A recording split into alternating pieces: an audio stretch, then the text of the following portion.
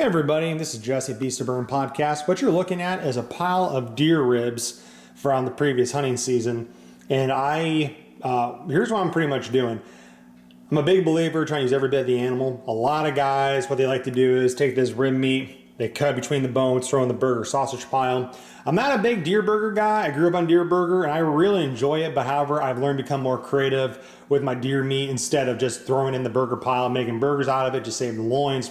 I've been learning a lot from the meat eater guys, taking every little bit of roast I possibly can, like front shoulder roast, shanks, rib meat, and try to be more creative with it. And I've learned this recipe from the Meat Eater cookbook. But pretty much this is a rub that is in the cookbook. It's more of an onion, spicier rub, but then I have a ketchup-based barbecue sauce I made to kind of balance that out. And so I want to show a creative way using the ribs. Pretty much take your rib, get as much of the paunch or the fascia off as possible and all that chalky deer fat. And I took my bone saw. It's a little awkward to use because it's a really big pile of, it's a really big bone saw. It's kind of awkward to work with, but I cut up in like size of my hand, kind of like this. Throw in the crock pot for about 6 to 8 hours on a high heat.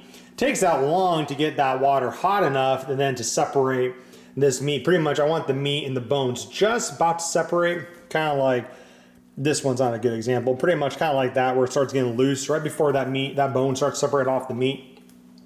I pull them out. I put the rub on. I'm gonna throw them on the grill here in a little bit, and then we'll wait for a few minutes each side, maybe 2 to 3 minutes, and then we'll just bask that barbecue sauce that we made right on the rib meat. But it doesn't stop there. There's not a lot of meat on this. This is primarily a lot of flavor impacted onto a very small piece of meat. The real thing we're looking for is the bones. I love making bone broth out of deer meat, or deer bones I should say.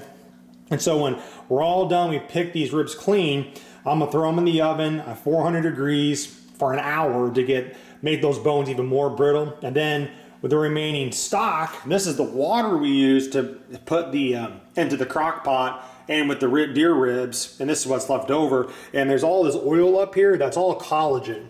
Another good example, this is all collagen right here. This is not deer fat, this is collagen. That's really good for you.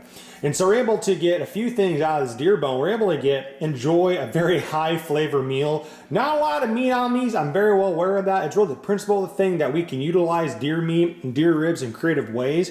But the real key here is we're able to take these bones and this stock and make a broth out of it. So after the bones are in the oven for an hour, we'll put this in the crock pot and all those bones, let that sit about 12 hours. And then after 12 hours is up, we'll add our accent, garlic, onion, some seasoning, salt, pepper. If you have any herbs like thyme, like this guy right here, and rosemary, let's have for another 12 hours, and we'll put it more to simmer at that point. And then we'll have this really nice rich broth. We'll probably have a gallon of bone broth we can use for other meals. So this is just a way to, like I said, enjoy the deer meat, find a more creative way to use it, but all the same time able to get the bone broth that my wife and I use in our cooking. And bone broth is extremely healthy for your overall body and gut health. Hope you find this enjoyable and give you some ideas when it comes to cooking wild game.